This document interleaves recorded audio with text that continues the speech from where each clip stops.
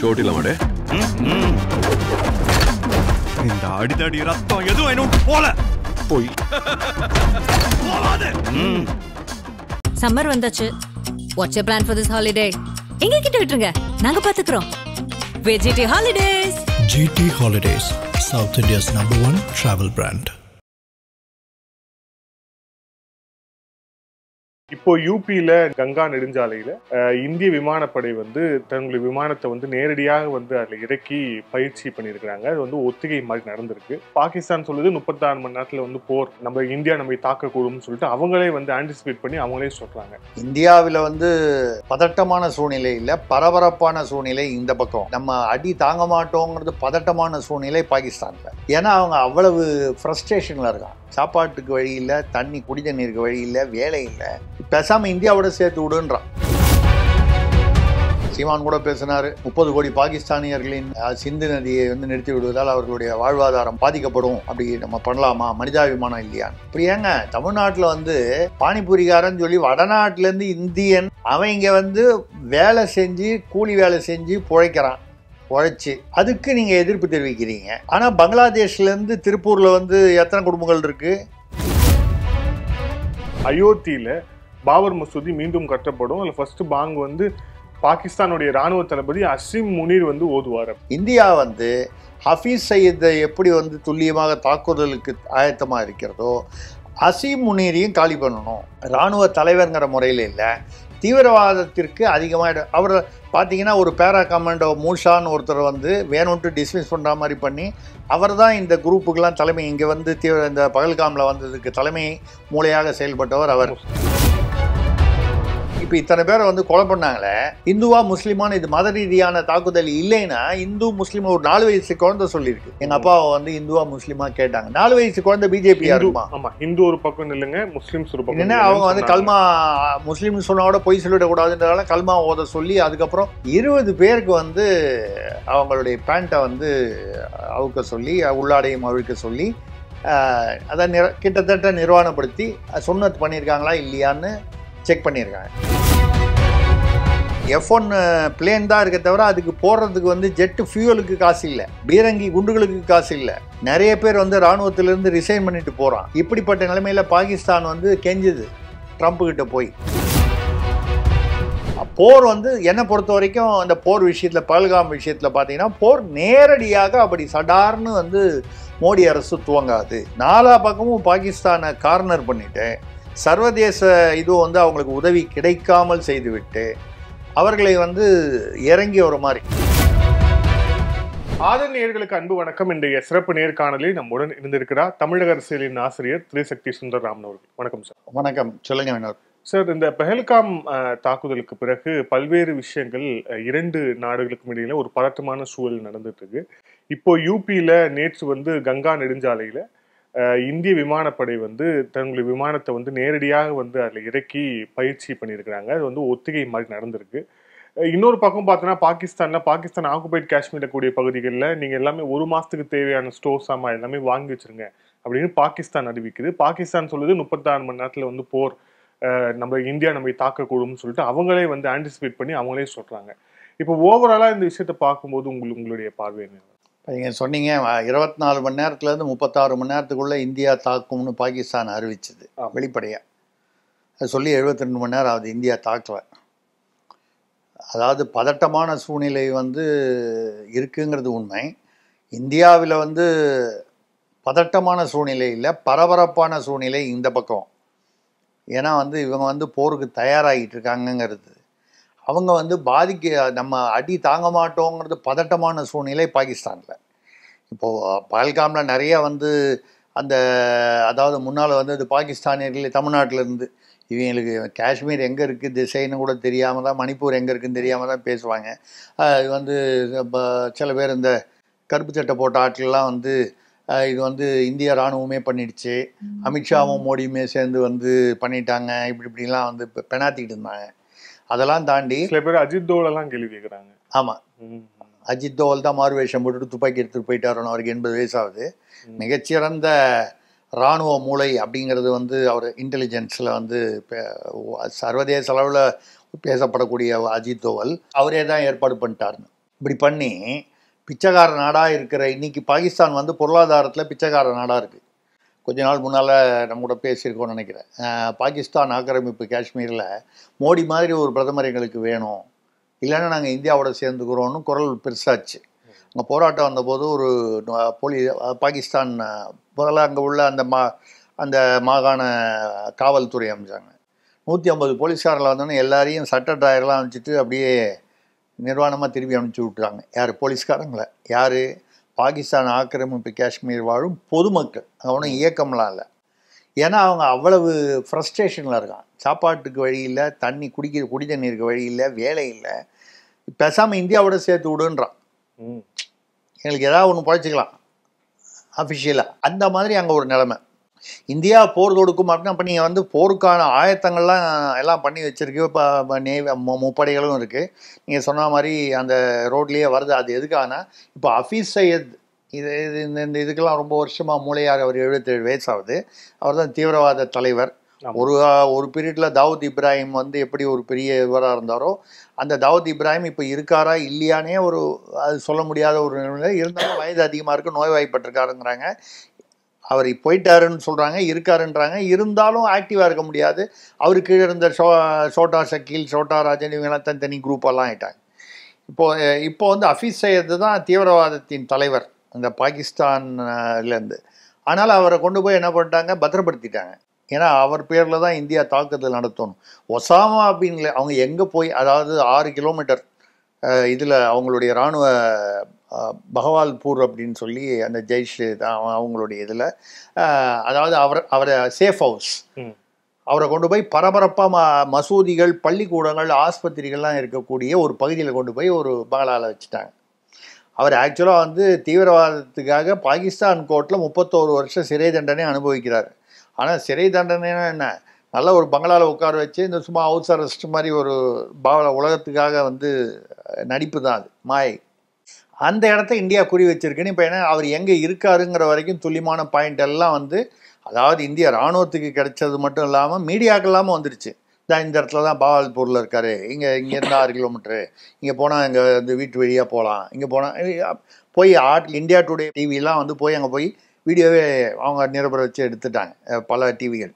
எதுக்கான இப்போ ஹஃபீஸ் சையதை வந்து அந்த ஒசாமா பின் லேடன் அந்த துல்லியமான தாக்குதல், நடுராத்திரியில் திடீர்னு வந்து அமெரிக்கா வந்து கமாண்டோஸ் அனுப்பிச்சு பாகிஸ்தான் ஆர்மிக்கே தெரியாத அளவுக்கு ரேடாருக்குள்ளே சிக்காமல் உள்ளே புகுந்து ஒசாமா பின் லேடனை எல்லாம் சுட்டு தள்ளி காலி பண்ணி கொண்டு போய் உடலை வந்து நடுக்கடலில் வந்து கிரேன் போட்டு இறக்கிட்டாங்க, கல் போட்டு.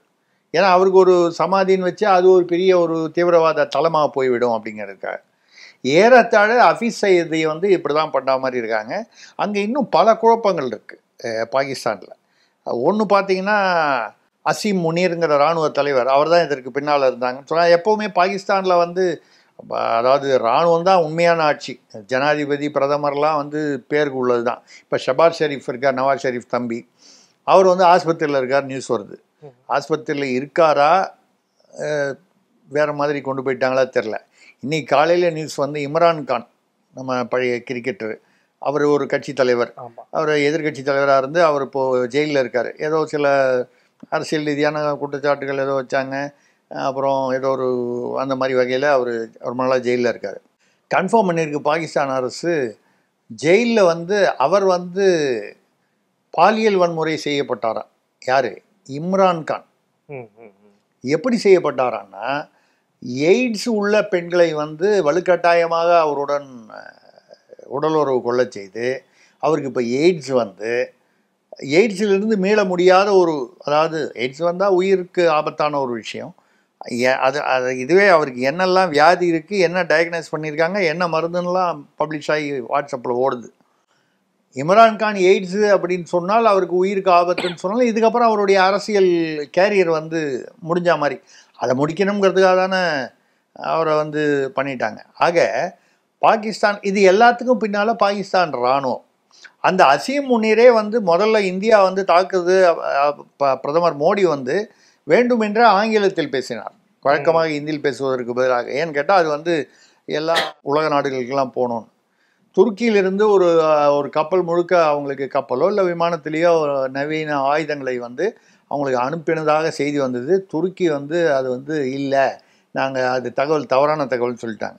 உண்மையில் நடந்தது என்னன்னா, துருக்கியிலேருந்து தயார் பண்ணி அனுப்புகிற ஸ்டேஜில் இந்தியாவிலிருந்து துருக்கிக்கு ஒரு டெலிஃபோன் பறக்குது, எந்த லெவல்லையோ. உங்களுக்கு கொஞ்ச நாள் முன்னால் பஞ்சம்னு வந்தபோது முதல் நாடாக போய் மோடி தான் துருக்கிக்கு போய் இந்தியா தான் உதவி செஞ்சது, மோடி துருக்கிக்கும் போயிட்டு வந்தார். உங்களுக்கு கஷ்டம் வரும்போதெல்லாம் நாங்கள் ஹெல்ப் பண்ணுறோம், ஆனால் இந்த சமயத்தை நீங்கள் எங்களுக்கு எதிராக பண்ணால் துருக்கியில் வந்து இந்தியா வந்து சில ப்ராஜெக்ட்ஸ் பண்ணுது அவருடைய வளர்ச்சிக்காக, இது எல்லாமே அடிபடும் இப்படின்னு சொன்னோன்னா துருக்கி கொஞ்சம் பேக் அடிச்சிருச்சு. சைனா எப்போவுமே கந்து வட்டிக்காரன், அதாவது எப்போ வேணுமோ அப்போ அதாவது காசை கொடுத்துருவான், ஆனால் வந்து ரொம்ப கஷ்டமாக வந்து சோத்துக்கே வழி இல்லாமல் இருக்கும்போது தான் வந்து காசை திருப்பி கேட்பான். இது ஸ்ரீலங்காலையும் அதான் நடந்தது, பாகிஸ்தான்லேயும் அதான் நடக்குது. அதாவது இந்தியா போர் தொடுக்குது அப்படின்னு சொன்னால் எல்லாரும் என்ன நினச்சிட்டாங்கன்னா, அன்றைக்கே வந்து இப்போ இங்கே தமிழ்நாட்டில் வந்து எல்லாருமே பேசுகிறாங்க, அரசியல்வாதிகள், சீமான் கூட பேசினார், 30 கோடி பாகிஸ்தானியர்களின் சிந்து நதியை வந்து நிறுத்தி விடுவதால் அவர்களுடைய வாழ்வாதாரம் பாதிக்கப்படும், அப்படி நம்ம பண்ணலாமா, மனிதாபிமானம் இல்லையான்னு. அப்படி ஏங்க தமிழ்நாட்டில் வந்து பானிபூரிகாரன்னு சொல்லி வடநாட்டிலேருந்து இந்தியன் அவன் இங்கே வந்து வேலை செஞ்சு கூலி வேலை செஞ்சு பிழைக்கிறான், உழைச்சி, அதுக்கு நீங்கள் எதிர்ப்பு தெரிவிக்கிறீங்க. ஆனால் பங்களாதேஷ்லேருந்து திருப்பூரில் வந்து எத்தனை குடும்பங்கள் இருக்குது? ஒரு நீதிபதி, சிட்டிங் நீதிபதி தண்டபாணி அவர்கள், மாண்புமிகு நீதிபதி அவர்கள் வந்து 46,000 வெளிநாட்டினர் வந்து தமிழ்நாட்டில் இருக்காங்கன்னு சொல்கிறார். இல்லை, இப்போ ரீசெண்டாக ஒரு தகவல், ஒரு செய்தி வந்திருக்கு, அதில் வந்து ஒருத்தர் 8 வீடு வாங்கி வச்சிருக்கிறார். அது பங்களாதேஷ்.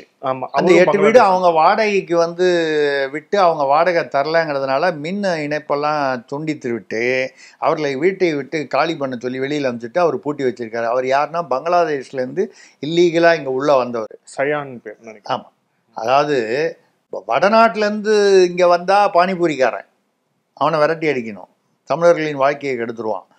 பங்களாதேஷ்லேருந்து திருப்பூரில் போய் பாருங்கள், அதான் ஒரு நீதிபதி சொல்கிறாரு, 46,000 பேர் இருக்காங்க, அதில் வந்து பாகிஸ்தான், பங்களாதேஷ், மியான்மர், ஆப்பிரிக்காக்காரங்க அதிகமாக இருக்காங்க. 46,000ங்கிறது இப்போ கொரியா, ஆமாம், ரோஹிங்கியா, அது மியான்மர்னா ரோஹிங்கியா, இவங்கெல்லாம் வந்திருக்காங்க. எல்லாம் சட்ட விரோதமாக வந்தவர்கள், எல்லாம் ஒரு ஆதார் கார்டு வச்சுருக்கான், ரேஷன் கார்டு வச்சுருக்கான். 83,000 பேர் வந்து பாகிஸ்தானியர்கள் வந்து அவர்களை வந்து கல்யாணம் பண்ணிட்டவங்க வந்து இந்தியாவில் வந்து பிரசவம் பார்க்குறாங்க. இப்போ வந்து சமீபத்தில் வந்து செய்தி என்னன்னா, குழந்தைக்கு வந்து இந்திய பிரஜையானால் இங்கே வேலை கிடைக்கும். கணவர் பாகிஸ்தானில் இருக்கிறார், ஏன் அங்கே போய், அதாவது நம்ம அவங்க நாட்டில் அவங்க வந்து குழந்தை பெற்றுக்கலாமே, இங்கே வந்து பெற்றுக்கிட்டு, ஆக எங்கெங்கேயோ இருக்கிறவங்களாம் வந்து இங்கே வந்து இருந்தாங்க. இதில் வந்து இங்கே இப்போ தமிழ்நாடு எடுத்துக்கிட்டிங்கன்னா இந்த எதிர்கட்சிகள்லாம் திமுக உட்பட சிஏஏவுக்கு எதிராக, குடியுரிமை சட்டத்துக்கு எதிராக போராடினாங்க. அது யார்? இங்கே இந்திய முஸ்லீம்களெல்லாம் விரட்டிடுவாங்க. இது வரைக்கும் ஒரு முஸ்லீமை விரட்டினாங்களா? விரட்டப்பட சூழ்நிலை வந்ததா? அது அந்த திட்டமே இல்லை, சும்மா அதை வேணும்ன்ட்டு மிஸ்இன்டர்பிரேட் பண்ணாங்க. அந்த சிஏஏல வந்து என்ன சொன்னாங்க, வெளிநாட்டில் இருக்கக்கூடிய இந்துக்கள், ஜைனர்கள், பௌத்தர்கள், கிறிஸ்தவர்கள் இவர்கள் வந்து மைனாரிட்டியாக இருக்கும்போது அங்கெல்லாம் விரட்டி விட்டா அப்படின்னா எங்கே? அநேகமாக இஸ்லாமிய நாடுகள்.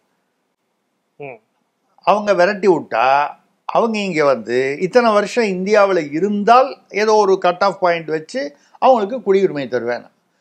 வந்த உடனே கூட கொடுக்கலன்னு சொல்லலை. அதுக்கு அவ்வளவு ஆஹா ஊஹு இஸ்லாமியர்களை இந்தியாவிலிருந்து விரட்டி, எந்த இஸ்லாமியர் இந்தியாவிலிருந்து போனாங்க? ஒருத்தர் கூட போலையே. இல்லை, ரொம்ப அரசியல் ரீதியான கருத்துகள், குறிப்பாக வந்து இப்போ பாகிஸ்தான் எம்பி, ஒரு பெண் எம்பி வந்து அவங்க நாடாளுமன்றத்தில் பேசுகிறாங்க, பாபர் மசூதி மீண்டும் வந்து நாங்கள் வந்து கட்டுவோம், அந்த பாபர் மசூதியை வந்து ஃபர்ஸ்ட் ஒரு பாங்கு ஓதி அசிம் முனீர் தான் திறந்து வைப்பார் அப்படின்ட்டு வந்து அவங்க பேசுகிறாங்க. அயோத்தியில் பாபர் மசூதி மீண்டும் கட்டப்படும், அதில் ஃபர்ஸ்ட் பாங்கு வந்து பாகிஸ்தானுடைய ராணுவ தளபதி அசிம் முனீர் வந்து ஓதுவார் அப்படின்ட்டு வந்து நாடாளுமன்றத்தில் பேசலாம். அந்த அசிம் முனீர் வந்து மிகப்பெரிய ஒரு பலவான் அப்படின்னு சொல்லக்கூடிய ஒரு, அவரை கண்டால் பாகிஸ்தானே நடுங்கும்னு சொல்லக்கூடியவர். மோடி அவர்கள் ஆங்கிலத்தில் பேசிய மறுநாள் தன்னுடைய குடும்பத்தை வந்து சேஃபாக லண்டனுக்கு அனுப்பிச்சிட்டார். அவர் அவ்வளோ பெரிய வீரர். அவர் மட்டும் இல்லாமல் டாப் மிலிட்ரி லீடர்ஸ் இன் பாகிஸ்தான் எல்லாருமே தங்களுடைய குடும்பங்களை லண்டன், பாரிஸ், ஜெர்மனின்னு யூரோப்புக்கு அனுப்பிச்சிட்டாங்க. அசீம் முனீர் நடுவில் 3 நாளாக காணாமல் போயிருக்காரு, அவரும் லண்டனோ எங்கேயோ போயிட்டாருன்னு சொல்லி பாகிஸ்தான் பத்திரிகைகளில் டான், ஜியோ உள்ளிட்ட பல பத்திரிகைகளில் வந்ததுன்னு சொல்லி இங்கே ரிப்பப்ளிக் டிவிலையும் மற்ற டிவி சேனல்களையும் அதை எடுத்து போட்டாங்க. அசீம் முனீர் 3-4 நாளாக மிஸ்ஸிங்னு.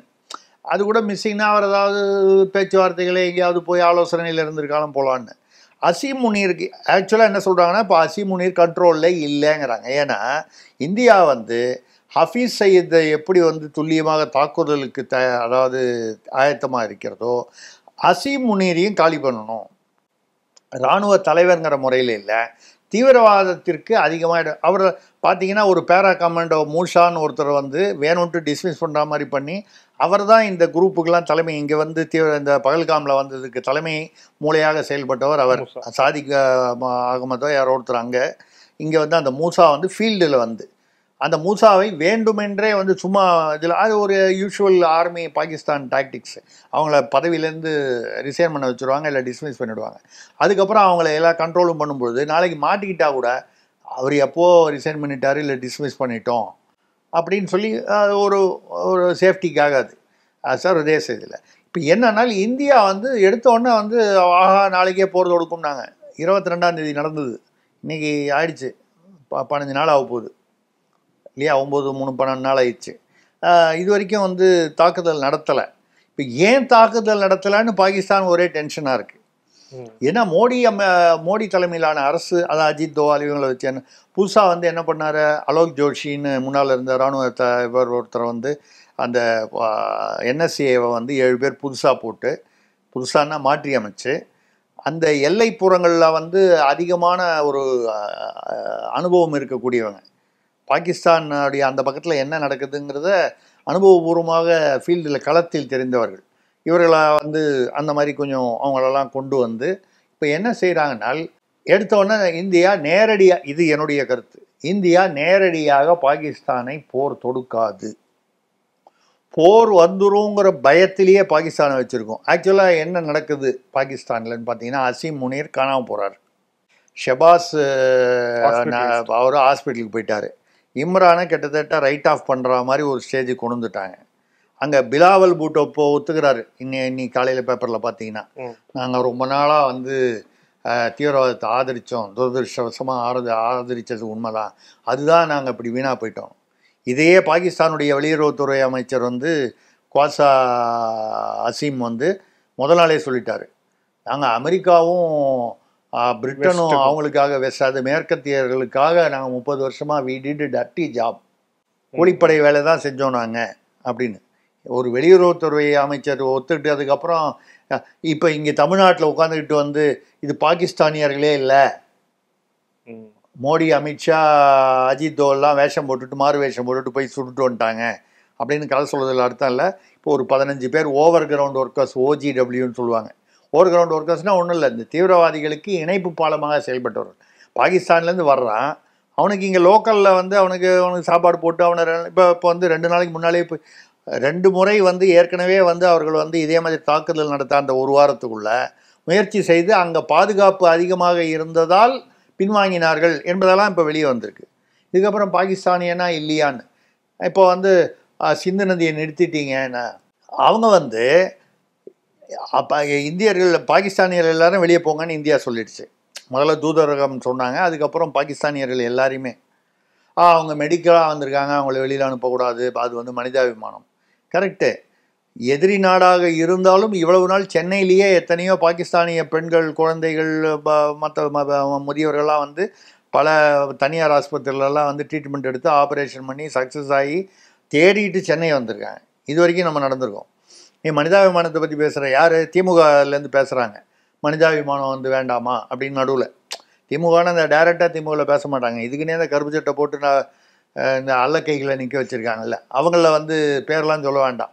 அல்லக்கைகள்னு சொன்னாலே நமக்கு தெரியும், ஒருத்தர் பேராசிரியர், ஒரு அம்மா கருப்பு சட்டை அம்மா, இந்த மாதிரி நிறைய பேர் இருப்பாங்க இது பேசுகிறதுக்குன்னு. அவர் விடுதலை புலி பிரபாகரன் வந்து இந்திய அரசோடு ஒத்துழைத்தாரா? ஒரு சமயத்தில் ஒத்துழைத்தார், ஒரு சமயத்தில் அவங்களுக்குள்ள பகைமை வந்துடுச்சு. இந்த ப்ளஸ்ஸு மைனஸு ஃபார் அகெயின்ஸ்ட் எல்லாம் விட்டுருங்க. அவங்க அம்மா பார்வதி அம்மான்னு வயதானவர்கள் ட்ரீட்மெண்ட்டுக்காக வந்தபோது இங்கே கருணாநிதி தான் வந்து முதலமைச்சராக இருந்தார். உள்ளேயே விட வேணான்னு சொல்லிட்டார்ல, இந்தியாவுக்குள்ளேயே விட வேணான்னு. சென்னைக்கு தானே வந்தாங்க, ஏதாவது பாதுகாப்பு குறைபாடா இருக்கும் முதலமைச்சர் அப்படி ஏன்னா பார்வதி அம்மா வந்து AK-47 எடுத்துட்டு அந்த வயசான காலத்தில் நடக்க முடியாத காலத்தில் ட்ரீட்மெண்ட் வராங்க, வந்து முதலமைச்சரையோ மற்றவங்களையோ சுற்றுவாங்களா? நான் என்ன சொல்கிறேன், அவர்களை வந்து விடுதலை புலி பிரபாகரனுடைய தாயார் என்று ஏன் பார்க்கிறீர்கள்? ஒரு மூதாட்டி. அதே பிரபாகரனுடன் வந்து இந்திய அரசு ராஜீவ்காந்தி தான் முதல்ல வந்து அவருக்கு வந்து ஆர்ம்ஸ் எல்லாம் ஏற்பாடு பண்ணி கொடுத்து பணம் கொடுத்து ஊக்குவித்ததே வந்து ராஜீவ்காந்தி அரசு தான். அதுக்கப்புறம் பல காரணங்களால IPKF அனுப்பிச்சு விடுதலை புலி பிரபாகரனுக்கு எதிராகவே இதில் வந்து விடுதலை புலி பிரபாகரன் வந்து சார்பாக அவங்க செய்ததெல்லாம் சரியா இல்லையா நம்ம அந்த சர்ச்சைக்குள்ளே போக வேணாம். நம்ம வந்து ஒரு மூதாட்டி, பிரபாகரனுடைய தாயார், ஏறக்குறைய 80 வயது தாயார், அந்த வயது இருக்கக்கூடியவங்க, அவங்க வந்து ஒரு ட்ரீட்மெண்ட்டுக்காக வர்றாங்க. அவங்கள தமிழ்நாட்டுக்குள்ளேயே வர விடாமல் அனுப்பிச்சிட்டு நீங்கள் மனிதாபிமானத்தை பற்றி பேசலாமா?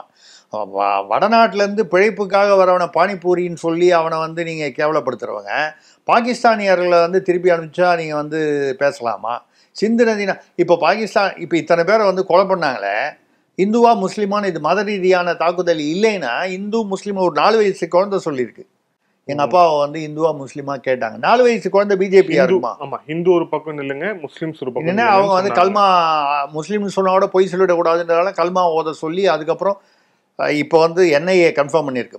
முந்தானத்தான் நேத்தோ இறந்து போன அந்த உடல்கள் 28 பேர், 28 பேர் ஆண்கள் தானே. அந்த ஒரே ஒருத்தர் மட்டும்தான் இஸ்லாமிய இறந்த குதிரை வீரர். அவர் அதுவே என்ன சொல்கிறாங்கன்னா, அவர் வந்து அந்த லோக்கலில் வந்த 2 பேர், அந்த தீவிரவாதிகளில் 2 பேர் அவர் அடையாளம் கண்டுபிடிச்சிட்டாரு இன்னார்னு, அதனால் அவர் விட்டு வைக்கக்கூடாதுன்றதுனால ஒரு லாஜிக் இருக்குது. அது உண்மையானு தெரியல. NIA என்ன சொல்லுதுன்னா, இந்த போஸ்ட்மார்ட்டத்தை இது பண்ணும்போது அந்த பாடியை ஃபோட்டோ வீடியோ எடுத்திருப்பாங்க போஸ்ட்மார்ட்டம். அதுக்கப்புறம் அந்த ரிப்போர்ட்டில் 20 பேருக்கு வந்து அவங்களுடைய பேண்ட்டை வந்து அவுக்க சொல்லி, உள்ளாடையும் அவிழ்க்க சொல்லி, அதை கிட்டத்தட்ட நிர்வாணப்படுத்தி சுன்னத் பண்ணியிருக்காங்களா இல்லையான்னு செக் பண்ணியிருக்காங்க. இது இதை பற்றி யாராவது தமிழ்நாட்டில் பேசுகிறார்களா? இது மனிதாபிமானமா? இது மத ரீதியான தாக்குதல் இல்லையா? இதெல்லாம் வந்து நீங்கள் விட்டுட்டு சரி அதெல்லாம் விடுங்க. அங்கேருந்து ஒரு 1000 சொச்சம் இந்தியர்கள் வந்து பாகிஸ்தானில் இருந்தவங்க, அங்கே என்ன வேலை பார்த்துருப்பாங்க, சொந்தக்காரங்க இருந்திருப்பாங்க. இந்த பஞ்சாப் சிந்து பகுதியில் பார்த்தீங்கன்னா இங்கேயும் அண்ணன் இங்கே இருப்பான், தம்பி அங்கே இருப்பான். இது ஏன்னா ஒரு அப்புறம் தானே வந்துச்சு நடுவில். இப்போ என்னுடைய சொந்தக்காரர் ஒருத்தரே எனக்கு வந்து சின்ன தாத்தான்னு சொல்லக்கூடியவர் ஒருத்தர் வந்து லாகூர் எக்ஸ்பிரஸ்ன்னு, லாகூர் அதாவது இந்தியா சுதந்திரம் அடைவதற்கு முன்னால் வந்து லாகூர் எக்ஸ்பிரஸ்ன்னு ஒரு பத்திரிகை, இந்தியன் எக்ஸ்பிரஸ்ன்ற மாதிரி அங்கே வந்தது. அதோடைய ஆசிரியராக இருந்தார். இப்போ அவெல்லாம் இறந்துட்டார். இந்தியா பாகிஸ்தான் பிரிவினையும் போது முதல்ல தன்னுடைய மனைவி குழந்தைகள்லாம் கப்பலில் ஏற்றி அனுப்பிச்சிட்டு, அதாவது பெண்கள் முதல்ல குடும்பத்தினர் முதல்ல கப்பலில் முதல் உரிமை கொடுத்து அனுப்பிச்சிட்டு அப்புறம் பின்னால் வர கப்பலில் அவர் வந்தார். பத்திரிகையெல்லாம் மூடிட்டு ஓடி வந்துட்டார். அப்புறம் இங்கே வந்து வேறு ஏதோ பத்திரிகையில் டெல்லியில் இருந்தார். லாகூர் எக்ஸ்பிரஸ்ன்னு அவர் அந்த சுதந்திரத்துக்கு முன்னாலே அவர் தான் ஆசிரியர். அதாவது அது மாதிரி இங்கேயும் அங்கேயுமா இருப்பாங்க, எல்லா மதத்தையும், அதாவது ஜாதியெல்லாம் தாண்டி எல்லாரும் இருப்பாங்க. அப்போ அங்கேருந்து 1000 சொச்சம் பேர் வெளியில் வந்தாங்க. இந்தியாவில் நம்ம ரிசீவ் பண்ணிக்கிட்டோம். இங்கேருந்து பாகிஸ்தானியர் ஒரு 500 பேர் எல்லா இதிலேருந்து அவங்க அந்த அட்டாரி எல்லைக்கு போனால், வாகா எல்லையில் கதவை இழுத்து மூடிட்டு அவங்கள உள்ளே விட மாட்டேங்கிறான். அங்கே வந்து நாள் கணக்கில் வந்து வெயிட் பண்ணுறாங்க, சாப்பாடு தண்ணி இல்லாமல் இருக்காங்க. அந்த சாப்பாடு தண்ணி யார் கொடுக்குறாங்கன்னா இந்திய இராணுவம் தான் ஏற்பாடு பண்ணி கொடுத்துக்கிட்டு இருக்காங்க. நம்ம மனிதாபிமானம் இல்லாமல் விட்டுறல. ஆனால் அதே சமயத்தில் பாகிஸ்தானியர்களை வெளியே அனுப்பணும்னு சொல்கிறது காரணம், இதில் யார் உளவாளி, யார் வந்து உண்மையிலேயே மருத்துவத்துக்கு வந்தான், யார் வந்து படிப்புக்காக வந்தான்னு கண்டுபிடிக்கிறது கஷ்டம். படிப்புக்காக வந்ததாக வருவான், ஆனால் உளவாளியாக இருப்பான். இருக்கலாம். இதில் இன்னொரு விஷயம், இப்போ ரொம்ப ரீசெண்டாக ஜெய்பீம் படத்துடைய இயக்குனர் ஞானவேல் அவர் வந்து பேசும்போதும் அவரும் அதான் சொல்லியிருந்தார். பாகிஸ்தான் இப்போ இங்கே ட்ரீட்மெண்ட் எடுக்க நிறைய பேர் வராங்க, பாகிஸ்தான்லேருந்து ஒரு குழந்தை வந்திருக்கு, அந்த குழந்தைய வெளில அனுப்புகிறாங்க, இதுதான் வந்து போருடைய உக்கிரம் பாருங்க அப்படின்ட்டு வந்து அவரும் வந்து பேசியிருந்தார். அப்போ அந்த 28 பேர் வந்து அதில் ஒரு குழந்தை, 4 வயது குழந்தை கண் முன்னால் வந்து தந்தை சுட்டுக் கொள்வது, பேண்ட்டை அவுத்துட்டு அவர் சுட்டுக் கொள்றத அந்த அவமானம் அந்த குழந்தையோட மனதில் வந்து வாழ்நாள் முழுக்க இருக்கும். ஒரு வாரம் முன்னால், 5 நாளைக்கு முன்னால் கல்யாணம் ஆன ஒரு பெண் விதவை ஆகிறாள். 1 மாதம் முன்னால் திருமணமானவர் வந்து பெண் வந்து விதவை ஆகிறாள். ஒரு ரிட்டையர் ஆகி வந்து இருக்கக்கூடிய ஒரு முதியவரும் வந்து சுட்டுக் கொல்லப்படுகிறார். இப்படியெல்லாம் வந்து அதில் வந்து போகும்போது ஏக்தா திரிவேதின்னு ஒரு அம்மா, அவங்க வந்து மகாராஷ்டிராவை சேர்ந்தவங்க, அவங்க சொல்லியிருக்காங்க. இவங்கெல்லாம் போகும்போது அந்த குதிரை வீரர் ஒருத்தர் வந்து சரளமாக ஆங்கிலம் பேசும்போது என்னன்னு கேட்டபோது, நீங்கள் எப்படி, அதாவது அவர் ஒரு கூலிக்காரர், குதிரையோட ஓனர் கூட இல்லை, கூலிக்காரர், அதாவது சும்மா நடத்தி கூட்டு போயிட்டு ஒரு நாளைக்கு 300 ரூபா கூலி. அவர்கிட்ட சரளமாக எப்படி ஆங்கிலம் பேசுகிறீங்கன்னா, நான் முன்னால் ஆசிரியர் நடந்தேன், வேலையை விட்டுட்டேன்னு சொல்லிட்டு இருந்தவர் திடீர்னு வந்து ஏதோ ஒரு ஃபோன் சத்தம் மாதிரி கேட்டவுடனே ஷூக்கு அடியிலேருந்து சேட்டலைட் ஃபோன், சேட்டலைட்னா அந்த சிம் கார்டு இல்லாதது, அதை எடுத்துகிட்டு போய் தள்ளி நின்று பேசும்போது அவர் வந்து அந்த புஷஸுக்கு அடியில் 35 கன்று வச்சுருக்கோன்னு பேசுனதை கேட்டுட்டு, அதே சமயத்தில் ஒரு நல்ல மனசாட்சி உள்ள இன்னொரு குதிரை வீரர், அவரும் இஸ்லாமியர் தான். எல்லாருமே அந்த குதிரை வீரர்கள் அனைவருமே தவறானவர்களும் அந்த மத ரீதியாக சொல்லலை. அதில் ஒருத்தர் தான் வந்து இவங்ககிட்ட இண்டிகேட் பண்ணியிருக்காரு, இங்கே நிலைமை இதை டீக்னீங்க, இங்கே சரியா இல்லை நிலைமை, நீங்கள் திரும்பி போயிடுங்க அப்படின்னா அவருக்கு வந்து மனிதாபிமானத்தோடு சொல்லியிருக்காரு. இப்போ அதில் வந்து இந்த குரூப் இந்த ஏகதா திரிவேதி இவங்கெல்லாம் ஒரு குரூப் வந்து மேலே போவேணாம், ஏதோ பிரச்சனைன்றாங்க, இந்த ஆள் என்னமோ கன்னை பற்றி பேசுகிறான், ரொம்ப சரளமாக ஆங்கிலம் பேசுகிறான், ஆனால் குதிரை கூலிக்காரன் மாதிரி நடிக்கிற மாதிரி தெரியுது அப்படின்னு சொல்லி ஒரு குரூப் வந்துட்டாங்க. இன்னொரு குரூப் வந்து இதை புரிஞ்சுக்காம, இல்லை நாங்கள் மேலே போயிட்டு போகிறோன்னு பிடிவாதம் முடிச்சு போனால், அந்த பிடிவாதம் முடிச்சு போன குரூப் தான் உயிரை இழக்க வேண்டிய சூழ்நிலை வந்தது. இதெல்லாம் மனிதாபிமானம் இல்லையா? இந்த மனிதாபிமானத்தை வந்து நீங்கள் ஞானவேல் கேட்டாரா? இல்லை இங்கே உள்ள நடிகர்கள், திரைப்பட இயக்குநர்கள், இவங்கெல்லாம் வந்து அதாவது மத்திய அரசை, தேசியத்தை எதிர்த்தால் இங்கே வந்து தமிழ்நாட்டில் வந்து அவருக்கு பேர் புரட்சியாளர். தேசியத்தை எதிர்க்கணும், இந்த தேசத்தை எதிர்க்கணும். ஏன்னா இந்த தேசம்னாலே அவங்களுக்கு இந்தி.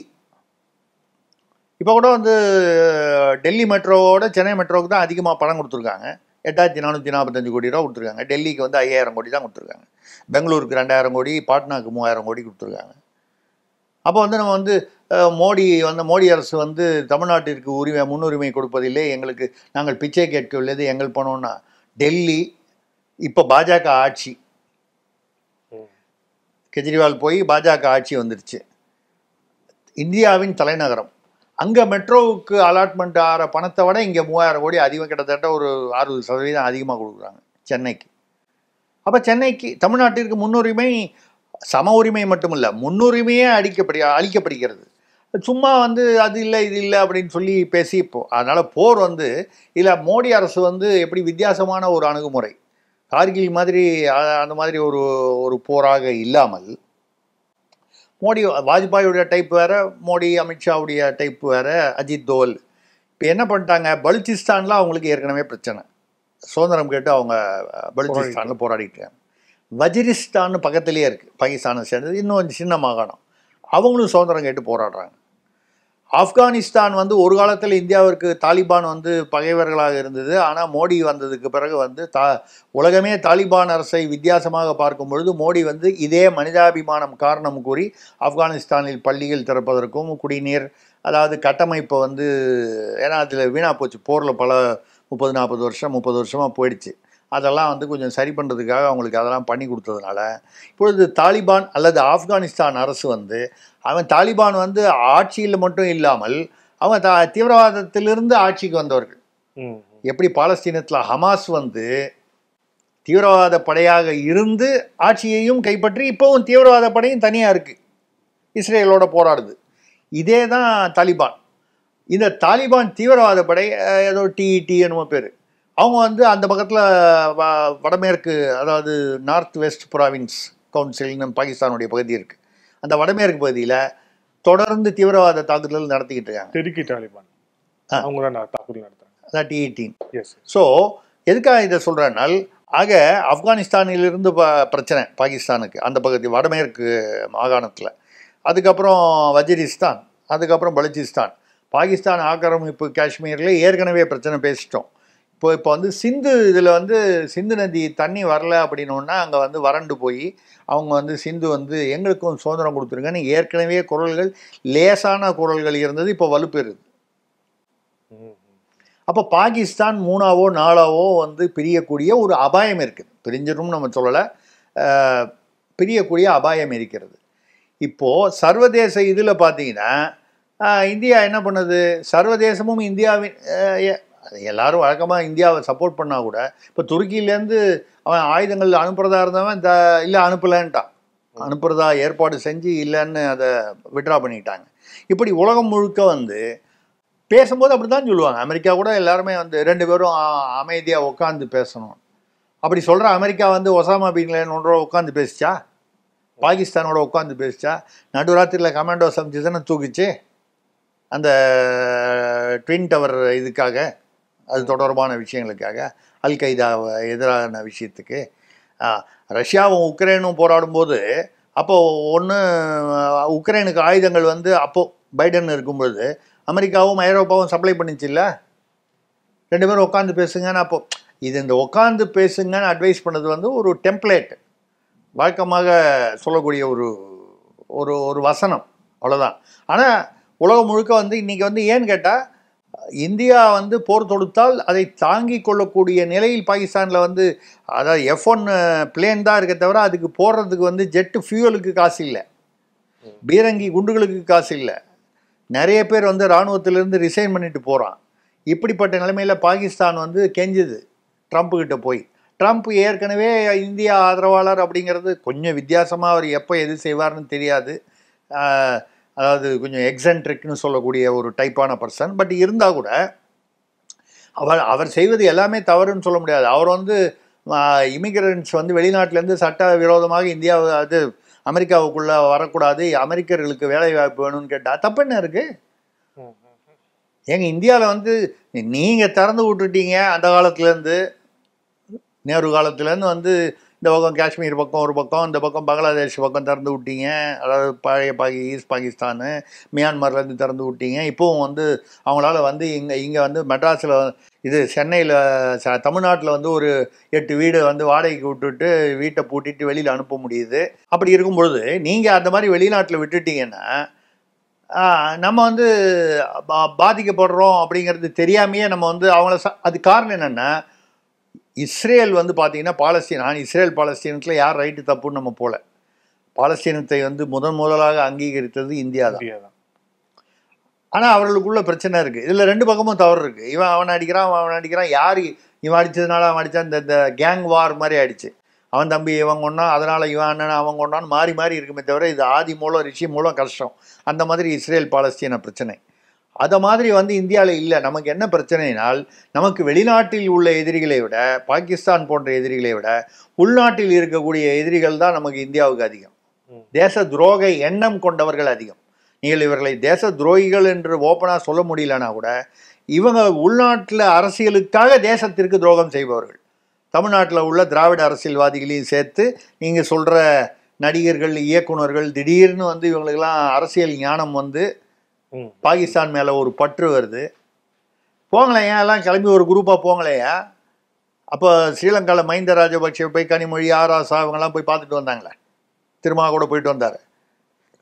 டிஆர் பாலு எல்லாரும் போய் பார்த்துட்டு விருந்து சாப்பிட்டுட்டு விருது பரிசுகள்லாம் வாங்கிட்டு வந்தாங்களே மஹிந்த ராஜபக்ஷ. இப்போ பாகிஸ்தானுக்கு ஒரு ட்ரூப்பாக போங்களேன், போய் சமாதானம் பேசுங்களேன், போய் பார்த்துட்டு வாங்களேன். இங்கே போனால் அட்லீஸ்ட் மஹிந்த ராஜபக்ஷ அவர் தமிழ் படித்தவர், தமிழையாவது பேசுவார். வாங்க வணக்கம் வாங்க உட்காருங்கன்னா பேசுவார். உள்ளுக்குள்ளே என்ன பண்ணுறாங்களோ தெரியாது, அட்லீஸ்ட் ஒரு இதுவாவது இருக்கும். பாகிஸ்தானில் அப்போது நீங்கள் பாகிஸ்தானியர்கள் பேர் வந்து உண்மையிலேயே உங்களுக்கு மனிதாபிமானமா, இல்லை மோடி அரசை விமர்சனம் செய்ய வேண்டும் என்பதற்காக வந்து பாகிஸ்தானை நீங்கள் சப்போர்ட். மணிசங்கர் வந்து என்ன பண்ணார், காங்கிரஸ் என்ன பண்ணுச்சு, ஒரு பீரியடில் மணிசங்கர் வந்து பாகிஸ்தானில் போய் எப்படியாவது 2014 வந்ததுக்கப்புறம் எப்படியாவது நீங்கள் மோடி அரசை கவிழ்த்து விடுங்கள்னு போய் கெஞ்சிட்டு வந்தது வந்து வெளியில் வந்துச்சு இல்லை. எப்படியாவதுன்னா என்ன அர்த்தம்? பாகிஸ்தானுடைய டைப்பில் வந்து உதவி பண்ணுறாங்கன்னா அசாசினேஷன் தான், தீவிரவாதத்தை வைத்து தான் அவர்கள் எதையுமே செய்யறது. அவங்களே தான் அவங்களுடைய வெளியுறவுத்துறை அமைச்சரே ஒத்துக்கிறாரு, பிலாவல் பூட்டோ ஒத்துக்கிறாரு. அப்போது அவங்க வந்து தீவிரவாதிகளை வைத்து தான் எதையுமே செய்வார்கள். குண்டு வெடிப்பு மற்ற இதெல்லாம் இப்போ இந்த தாஜ் ஹோட்டலில் நடந்தது, மும்பை இதில் வந்தது வெடிகுண்டு எல்லாம் நடந்தது. அப்போ கூட மும்பை வெடிகுண்டும் போது பாகிஸ்தான் என்ன சொல்லிச்சு, அஜ்மல் கசாப் எங்கள் ஆளே இல்லைன்னு சொல்லிச்சு. அப்புறம் வெளியாச்சு ஆதாரங்கள். இது பங்களாதேஷில் பாருங்கள், அந்த அவர் பேர் சிமன்தாஸ் ஜோஷியா, சின்மாய் தாஸ் அப்படின்னு அந்த ஹரே ராம ஹரே கிருஷ்ணா டெய்லி வந்து ஆயிரக்கணக்கான இஸ்லாமியர்களுக்கு, ஏன்னா பங்களாதேஷில் இஸ்லாமியர்கள் தானே அதிகம், அவர்களுக்கு இந்துக்களுக்கும் சேர்த்து டெய்லி அன்னதானம் வருஷம் பூரா. பக்ரீது இஸ்லாமியர்களுடைய பெரு பண்டிகைகள் எல்லாம் வந்து கிட்டத்தட்ட 10,000 பேர் 1,00,000 பேருக்கு விருந்து அன்னதானம் இப்படி போட்டவர் வருஷக்கணக்கில். ஹரே ராம ஹரே கிருஷ்ணா இயக்கத்துக்கு அவரை வந்து இந்த பங்களாதேஷ் கலவரம் ஷேக் ஹசீனாவுக்கு ஆதரவு, அவர் ஒன்றும் அரசியலில் ஈடுபடல. ஷேக் ஹசீனா வந்து இந்த மாதிரி ஹரே ராம ஹரே கிருஷ்ணா போன்ற இந்த இந்து சார்பான இயக்கங்களில் வந்து கோயில்கள்லாம் பாதிப்பு இல்லாமல் அவங்க வந்து ஒரு பாதுகாப்பு கொடுத்தாங்க. அந்த கோவத்தில் ஷேக் ஹசீனா பேரில் இருந்த கோவத்தில் இவரை பிடிச்சி உள்ளே வச்ச போது இவருக்காக ஒரு வக்கீல் ஆஜராக வந்தார் பெயில் எடுக்கிறதுக்கு. அந்த வக்கீலை கொலை பண்ணிட்டாங்க வீட்டில் பூந்து. இவருக்கு ஆஜராகக்கூடாது. எந்த வக்கீலுமே வழக்கறிஞருமே அவரை இப்போது முந்தா நேற்று அவரை பெயிலில் வந்து கோர்ட்டு ரிலீஸ் பண்ணியிருக்கு. ஆனால் பங்களாதேஷ் அரசு யூனுஸ் அவர் வந்து ரிலீஸ் பண்ண மாட்டேங்கிறார். கோர்ட்டு உத்தரவை மீறி அவரை வந்து இன்னும் சிறையில் வச்சுருக்காங்க. இந்தியாவில் அப்படி இல்லையே. அஜ்மல் கசாபுக்கு வந்து வக்கீல் இல்லைன்னா வந்து சுப்ரீம் கோர்ட்டே வந்து அவருக்கு வக்கீல் ஏற்பாடு பண்ணி அமிக்கஸ் கியூரி மாதிரி அப்பாயிண்ட் பண்ணி அவங்களுக்கு வந்து பண்ணுறாங்க. அது மட்டும் இல்லாமல் இங்கே தான் வந்து இருக்கவே இருக்காங்களே கபில் சிபல், அபிஷேக் சிங் மனுவி, இவங்கெல்லாம் வந்து பாகிஸ்தானியர்கள் அவனை தான் அவங்களுக்கு தானே முதல்ல அப்பியர் ஆவாங்க.